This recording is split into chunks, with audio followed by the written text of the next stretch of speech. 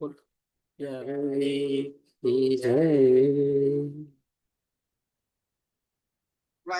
दो सतगुरु चरण को करु धनि प्रेम प्रणाम। अशुभ हरण मंगल करण धनि देव चंद्र जीना। श्री प्राणनाथ निज मुलपति श्री महराज सुनाम। तेज कुंवर श्यामा जुगल को पल पल करूं प्रणाम।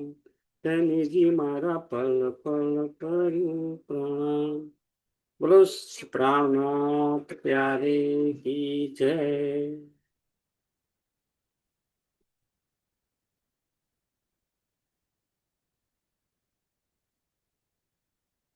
चर्चा प्रारंभ होत है, सुनो साथ चित दई। भजो राज श्यामा श्री प्राणनाथ। सखी जीवनी हमारो वे। श्री महामत कहे साथ जी, बया चर्चा का वक्त है। अब तुम सुनियो चित दे। लागे आए बैठे इन तखत। लागे आए बैठे इन तखत। बोलो श्री प्राणनाथ प्यारे की जय। પૂર્ણ બ્રહ્મ સચિદાનંદ સ્વરૂપ ધામ ધણી સાક્ષાથી પરમાત્માની અસીમ કૃપાથી સદગુરુ મહારાજના અપાર આશીર્વાદથી આપણે વિતકની ચર્ચા સાંભળી રહ્યા છીએ. આત્મ સંબંધી સુંદર સાચી. આપણે કહીએ છીએ કે આ સંસારમાં આપણે દુઃખરૂપી માયાનો ખેલ જોવા માટે આવ્યા છે. આ સંસારની અંદર આપણે કરતા પણ છીએ અને ભોગતા પણ છીએ. પરંતુ તેની સાથે સાથે આપણે દ્રષ્ટા પણ છીએ. મતલબ કે આ સંસાર રૂપી માયા નગરી એટલે કે એક એવો મેળો છે કે જ્યાં તમે જાઓ છો, અલગ અલગ પ્રકારની આકર્ષિત વસ્તુઓ મૂકેલી છે, વેચાય છે અને એ તમે જોવામાં લેવામાં એવા મગ્ન થઈ ગયા છો.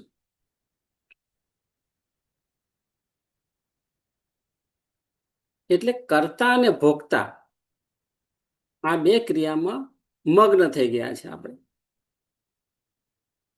અને એમાં ને એમાં એ જ કાર્યની અંદર દિવસોના દિવસો, મહિનાઓના મહિનાઓ, વર્ષોના વર્ષ આપણા ચાલ્યા જાય છે. પરંતુ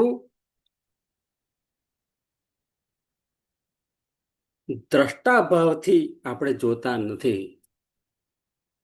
અંદર બેઠેલ જે હું છું, ચેતન તત્વ છે, જે હું છું, એ ચેતન તત્વ આ સંસારને એક દ્રષ્ટાભાવથી, સાક્ષી ભાવથી જોઈ રહ્યો છો. એવું આપણે સમજતા નથી.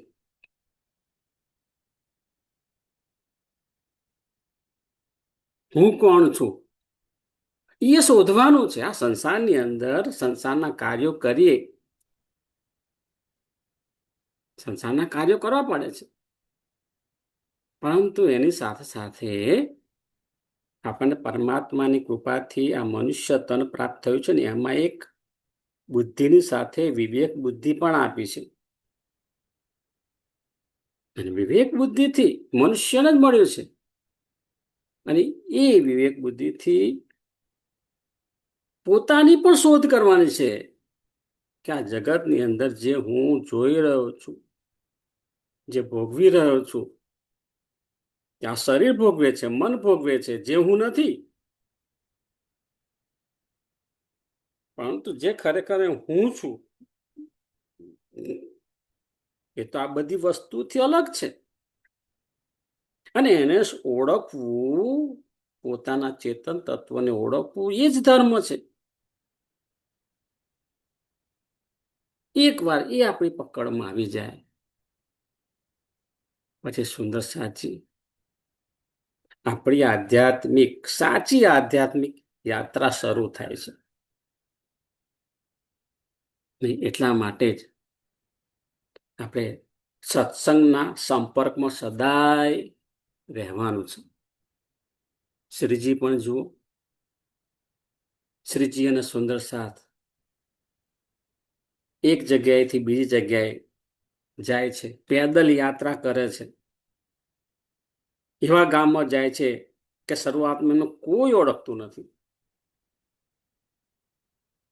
ત્યાં ગયા પછી એમની ચર્ચા સાંભળી અને આખે આખે ગામ એમને ઓળખ થઈ જાય છે. દરેકને પોતાના સ્વરૂપની ઓળખાણ થાય છે, શ્રીજીના સ્વરૂપની ઓળખાણ થાય છે, જીવનનો સાચો આનંદ પ્રાપ્ત કરે છે. અત્યારે આપણી પાસે એ શ્રીજીની આવેશ શક્તિથી મળેલી આવેશવાણી છે. એ છે સાક્ષાત પૂર્ણ પરમાત્માનું વાંગમય સ્વરૂપ છે. સ્વામી શ્રી દાલદાસજી દ્વારા રચિત વિતક સાહેબ જે છે એની આપણે ચર્ચા કરીએ છીએ. એટલે એ પણ જોવાનું કે આપણે કેટલા ભાગ્યશાળી છીએ. આપણે આપણા ભાગ્યનો વિચાર કરીએ, કેટલા ભાગ્યશાળી છે કે આપણને બહુ જ સરળ ભાષામાં આ વાણી સાંભળવા મળે છે.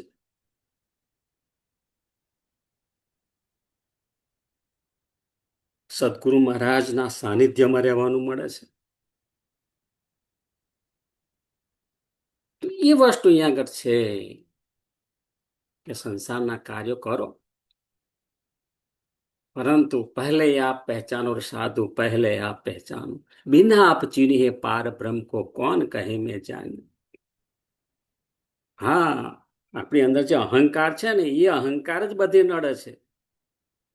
એ અહંકારનો ફુગ્ગો છે ને ધીમે ધીમે ધીમે ધીમે ધીમે ફૂલતો જાય,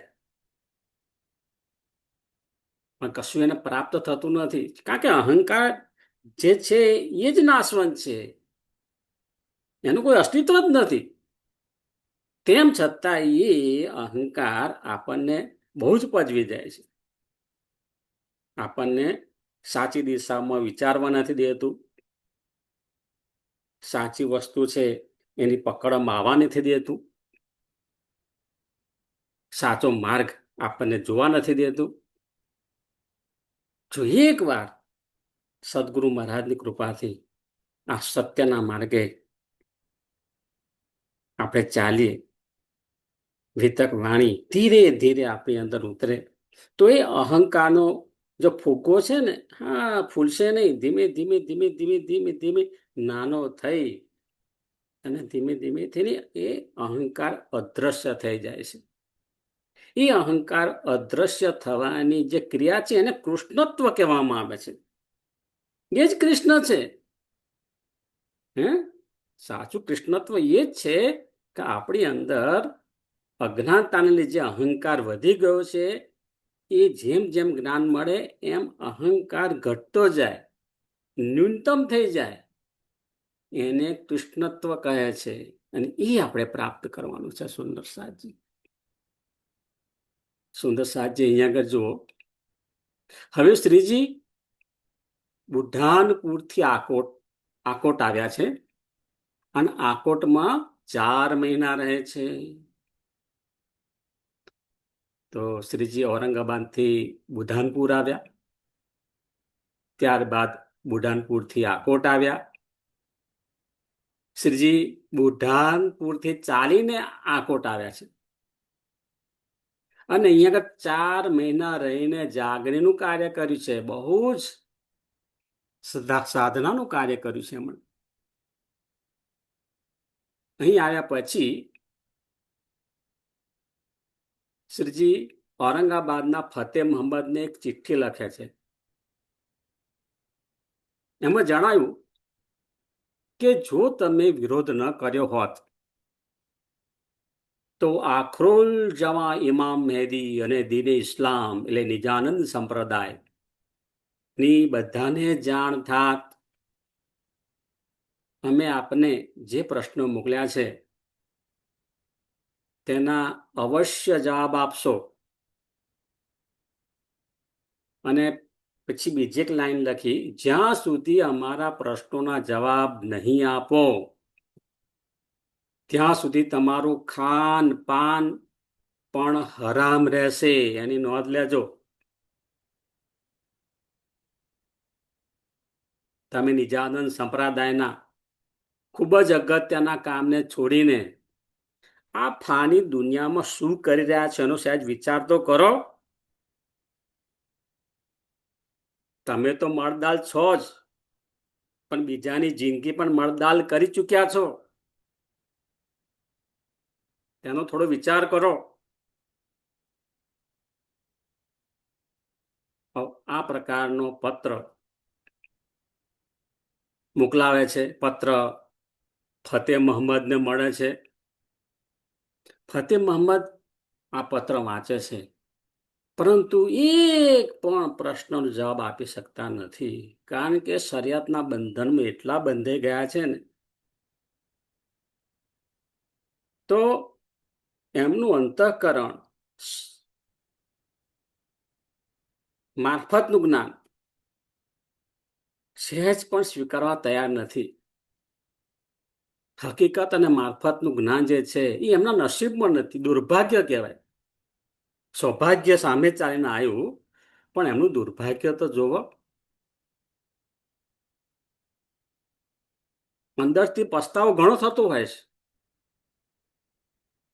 પરંતુ શરિયતના બંધનમાં એવા બંધાઈ ગયેલા છે એ કઈ જવાબ પણ આપી શકતા નથી અને ખૂબ ખૂબ ખૂબ શર્મિંદા થઈ ગયા. એટલું તો ખરું ને, શરમ આવી. હે એક ફતેહ મહંમદ જેવા વ્યક્તિને શરમ આવી કે મેં જે કર્યું છે ખોટું કર્યું છે. પણ એ પણ શરિયતના બંધનમાં બંધાયેલો હતો, એ કશું કરી શક્યા નથી.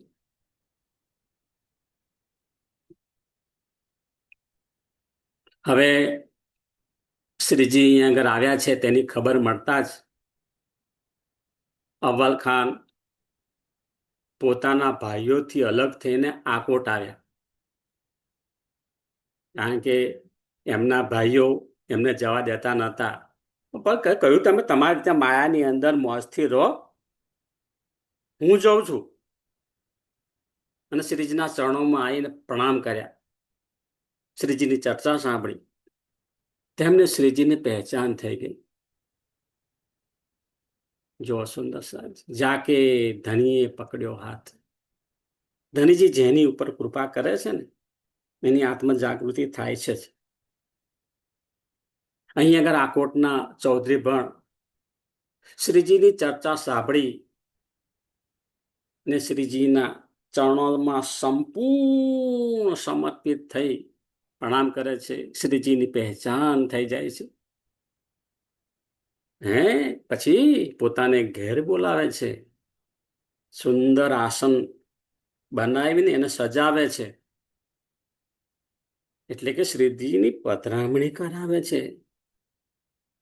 કેટલા ભાગ્યશાળી છે. અને જે તે સુંદર સાથ હતા અને શ્રીજી બધાને સરસ રસોઈ બનાવડાઈ અને જમવાની વ્યવસ્થા પણ કરે છે. સુંદર સાંજ.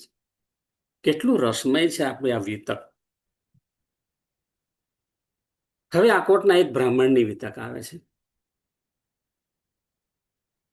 એક બ્રાહ્મણ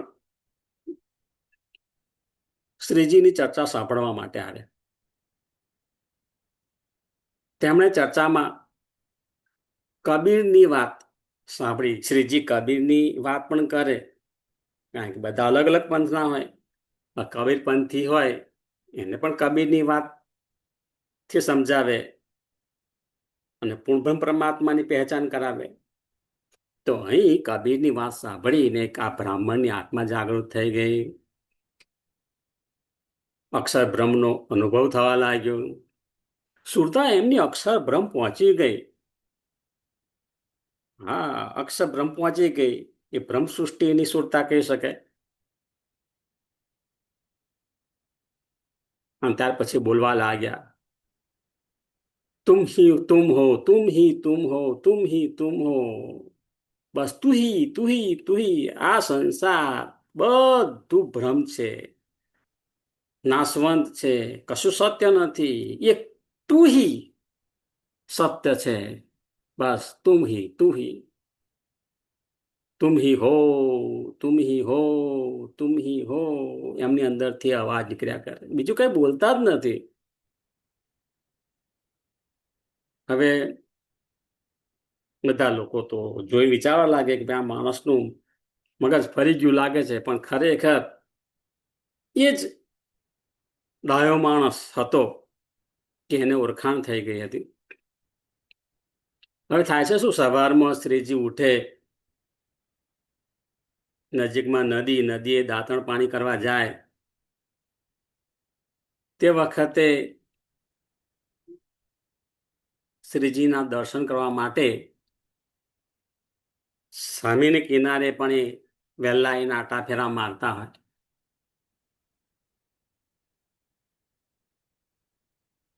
શ્રીજીના દર્શન થતા જ એ એકાગ્ર ચિત્તથી શ્રીજીના દર્શન કરતો. હવે થયું શું, શ્રીજી એક પથ્થર ઉપર બેઠા હતા અને સામેની કિનારે આ બ્રાહ્મણ હતો. શ્રીજીના દર્શન કરતા કરતા શ્રીજીની નજીક આવવા લાગ્યું. ચાલતા ચાલતા નદીમાં પ્રવેશ કર્યો. એને ખબર નથી મેં નદીમાં પ્રવેશ કર્યો. નદીમાં ચાલુ છું એનું પણ ભાન રહ્યું નથી. બસ ચાલતો જ જાય છે, નજર શ્રીજી સામે છે. જોત જોતામાં એના મુખાર બિંદ સુધી પાણી આવવા લાગ્યું, પરંતુ શ્રીજી સામે જોઈને ચાલતો જ જાય છે. ધીમે ધીમે જોયું તો એના માથા ઉપર જે પાઘડી હતી એ નદીના પાણીમાં તરવા લાગી. હવે સામે બેઠેલા સુંદર સાથમાં કોઈ એક સુંદર સાથનું ધ્યાન ગયું, એટલે એમણે તરત જ નદીમાં ઝંપલાવ્યું અને આ બ્રાહ્મણને પકડીને બહાર કાઢ્યો. એના વસ્ત્રો બદલાવ્યા. પછી પૂછ્યું કે તમે ભોજન કર્યું છે? ત્યારે એ એટલો જવાબ આપે છે કે મને કશું યાદ નથી. હવે આજુબાજુ પેલા લોકોમાં કેટલાક તો એને ઓળખતા હતા. તો એમાં એક ભાઈએ કહ્યું કે આ જે બ્રાહ્મણ છે એમણે છેલ્લા 3 દિવસથી ભોજન પણ કર્યું નથી. બસ તુમ હી હો, તુમ હી હો, તુમ હી હો એનું રટણ કર્યા કરે છે.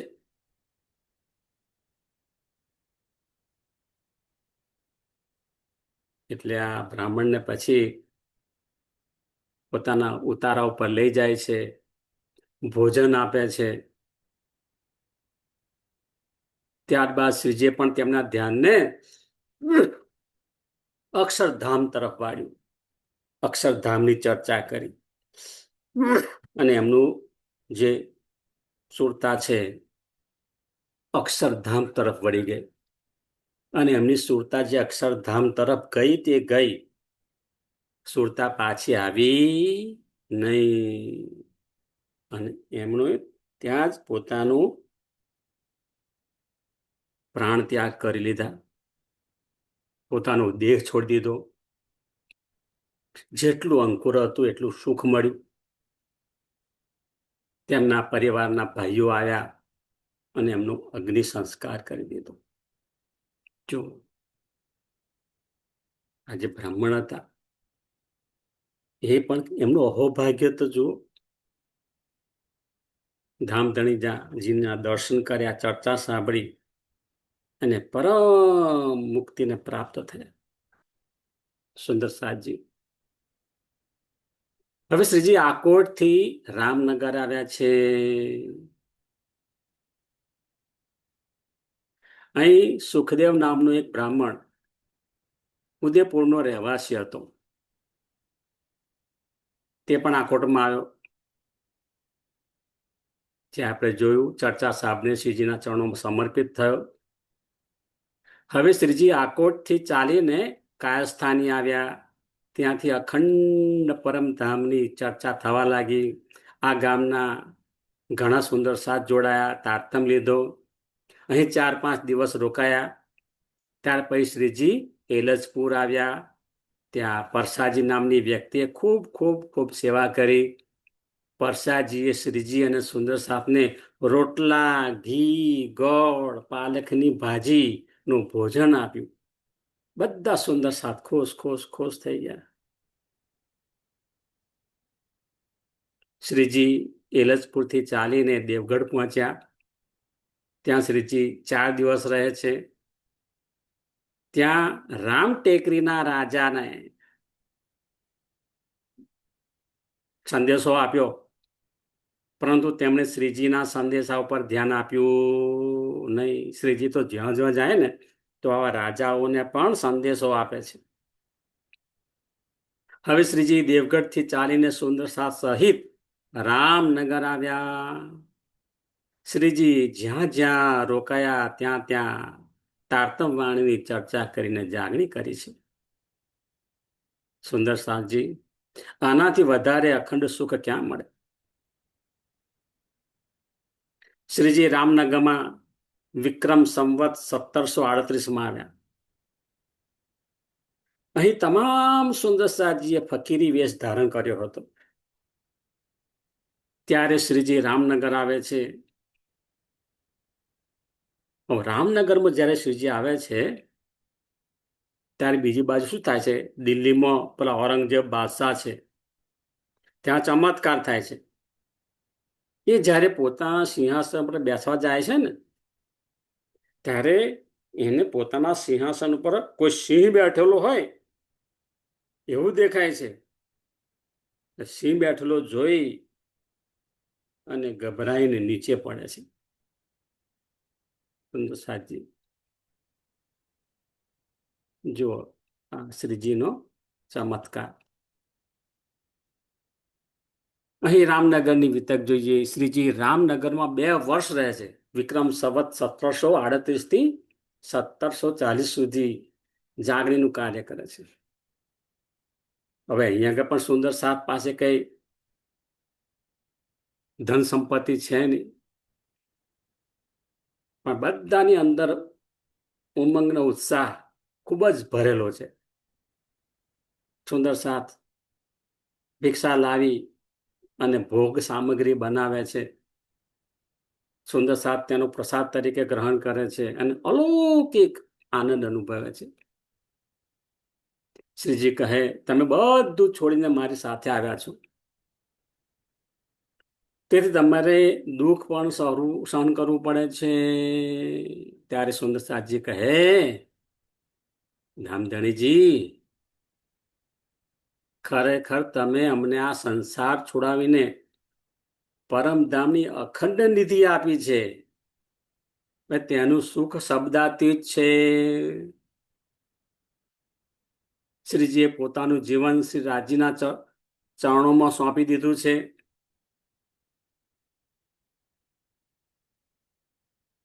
તે સંપૂર્ણ સમર્પણની ભાવના દર્શાવે છે. હવે આ બધી લીલા શ્રી રામજીની હુકમથી થાય છે. જેમ કે ખેલની ઉત્પત્તિ થવી, ખેલ જોવાની ઈચ્છા થવી, જાગૃત થવાનું, બરાબર, બધું ધણીજીના હુકમથી થાય છે. હમ તો હાથ હુકમ કે. હવે અહીંયા કે શ્રીજી પાસે એક સફેદ રંગનો ઊંચી જાતનો ઓલાદનો સરસ ઘોડો હતો. તેના પર શ્રીજી બિરાજમાન થતા હતા અને તેમની આગળ પાછળ સુંદર સાથ લશ્કરની જેમ ચાલતા હતા. હવે રામનગર આવતી વખતે શ્રીજીએ ગોળ જાતિનું એક ગામ હતું, ત્યાં પણ રોકાવું પડ્યું હતું. હવે ત્યાં આગળ કેતકી નદી આવે છે. કેતકી નદીના કિનારે તંબુ તાણ્યું.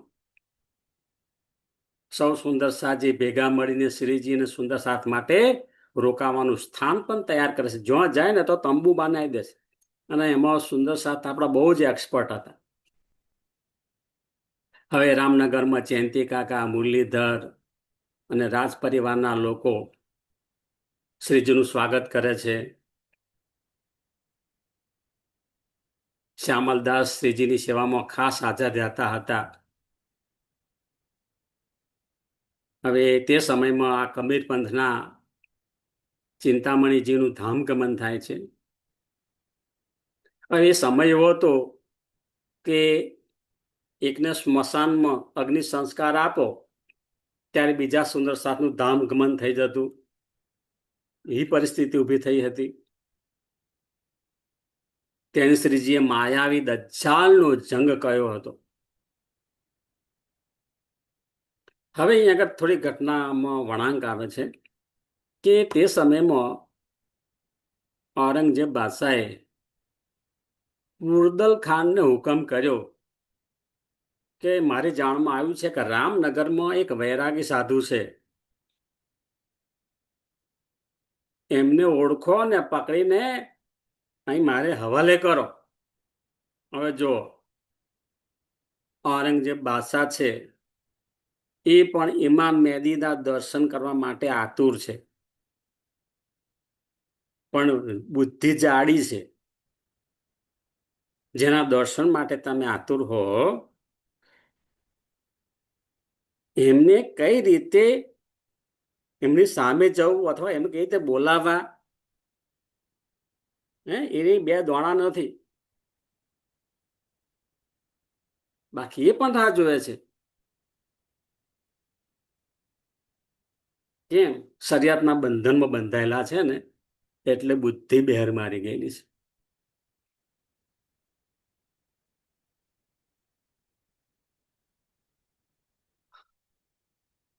હવે તેમણે પુરદલ ખાને હુકમ કોને કર્યો? શેખ ખીદરને, કે એ બાદશાહનો હુકમ છે. રામનગરની અંદર જે ફકીર છે ને એને પકડીને બાદશાહને હવાલે કરવાના છે. એમણે ત્યાં આગળ ગઢા વિસ્તારમાં આવી અને ઠેર ઠેર પોકાર કર્યો અને રામનગરના રાજાને પણ જઈને કહ્યું કે તમારા રાજ્યમાં જે વૈરાગી ફકીર આવ્યા છે એમને પકડીને બાદશાહને હવાલે કરવાનું કહ્યું છે. અને સાંભળો, હું ફરીથી આવું ને ત્યાં સુધી એ ફકીરને પકડીને તૈયાર રાખજો. બીજી વાર મારે આવવું પડે નહીં. હવે સુંદર સાજી રામનગરનો રાજા, એને પણ ડર લાગે છે કે ઔરંગઝેબ બાદશાહ એની પાસે તો બહુ મોટું સૈન્ય છે, મારી પાસે તો બહુ નાનું સૈન્ય છે. હું આ વૈરાગી બાદશાહ જે આજે સાધુ છે એમના રક્ષણ માટે લડી શકું એમ નથી. અને હું હિન્દુ છું, કોઈ હિન્દુ સાધુ દુઃખી થાય એ પણ મારાથી સહન ના થાય. એટલે શું કરશે? પોતાના એક માણસને મોકલે છે અને શ્રીજીનો સંદેશો આપે છે કે મહાત્માજી, રાજાજીને એવો સંદેશો છે કે તમે સ્થાન બદલી કાઢો, અન્ય સ્થાને જતા રહો, કારણ કે બાદશાહનો હુકમ છે. ત્યાં આપને એમના માણસો શોધી રહ્યા છે. તો એના માટે આગળ ચર્ચા ફરીથી કહીશું કે સ્વામી શ્રી પ્રાણનાથજી કેવો જવાબ આપે છે. પરંતુ આ જે રાજા છે, માયાનો જીવ છે, એને કે શ્રીજીની પહેચાન થઈ નથી, એટલે પોતાની જ વાત પકડે રાખે છે અને છેલ્લે આપણે એમ કહીએ કે ધણીજીના હુકમ પ્રમાણે બધું થાય છે.